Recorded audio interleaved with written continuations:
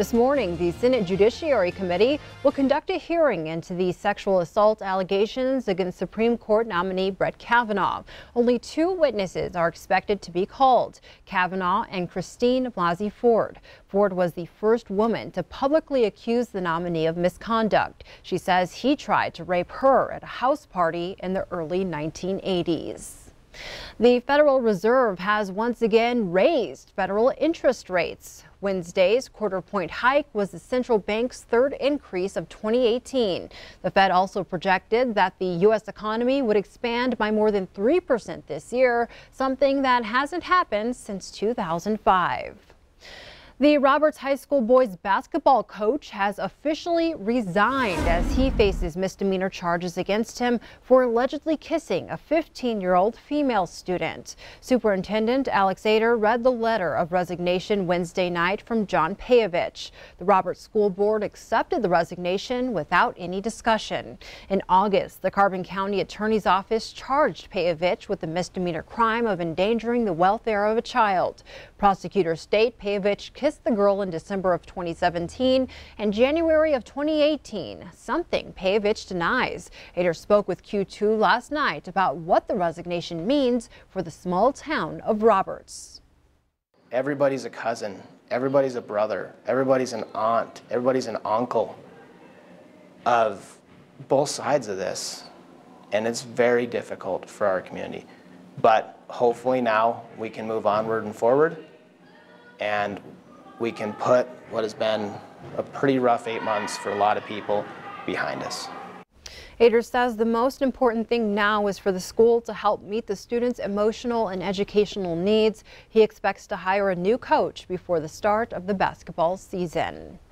We're getting a closer look at the massive mess left behind when about 40 coal cars derailed in Columbus. All roads are open once again and trains are being rerouted to the High Line. Cleanup crews are using a method that collapses the cars into rubble and separates the coal. The derailment happened Tuesday night around 11 o'clock. We're told some coal did spill into a stream of the Yellowstone River.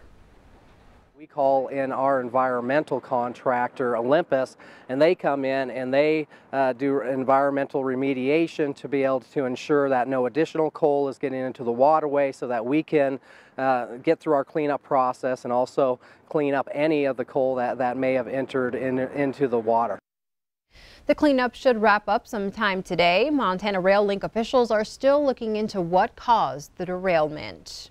The Wyoming man involved in Monday night's high-speed chase through Billings is behind bars on a $1 million bond this morning. Ryan McElmurray was charged Wednesday with 12 felony counts, including robbery, aggravated burglary, assault with a weapon, criminal endangerment, and felony theft. During Monday night's chase, homes were broken into, cars were stolen, multiple people were held at gunpoint, shots were fired by officers and likely the suspect. During his court hearing, the judge disagreed with a recommendation by the state suggesting McElmurray was only a level 1 passive threat and should be released on his own recognizance.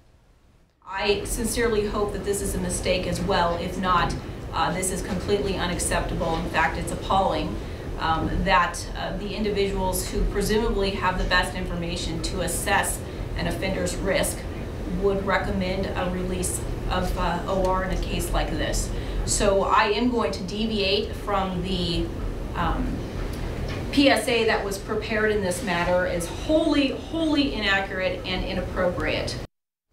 McElmurray is set to appear in court again next week. Surveillance video from the night of the chase shows the suspect shoot out a window on South Billings Boulevard, then climb into a warehouse. About 1 minute later, as police arrive on scene to search the area, you can see a Ford truck bust through a garage door, back out, and take off.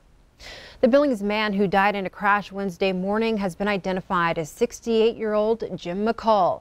We're told he was driving his Lamborghini at a high rate of speed when he slammed into a parked semi-truck and power pole on King Avenue West.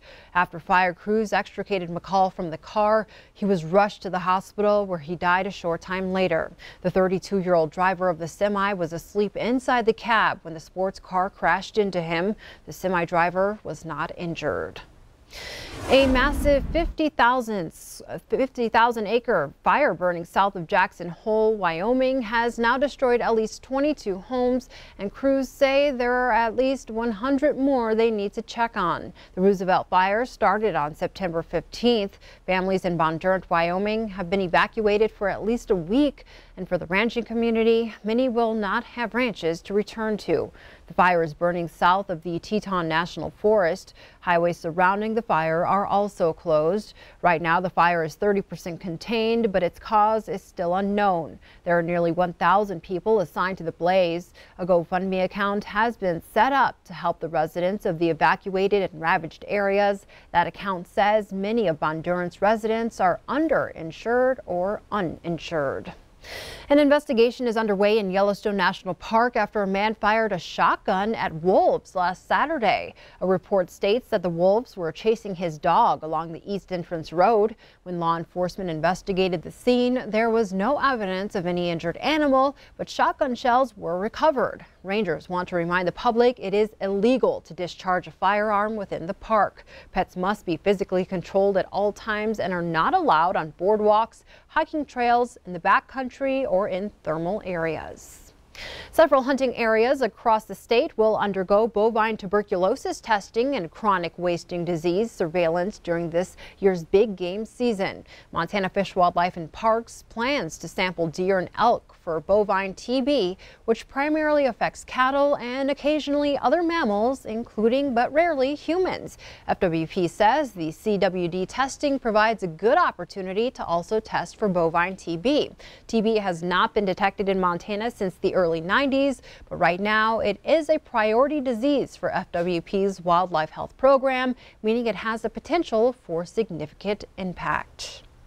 Montana will receive more than $500,000 after settling with Uber over a data breach. Attorney General Tim Fox announced on Wednesday Montana, along with 49 other states and the District of Columbia, reached an agreement with the rideshare company.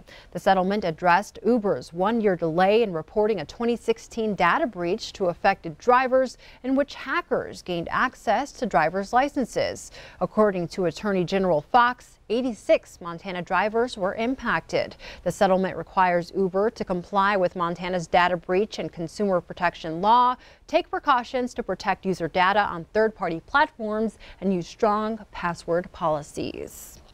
A local nonprofit that helps underprivileged women in our community is now a greater resource as it adds a career center. Dress for Success unveiled its new center Wednesday night.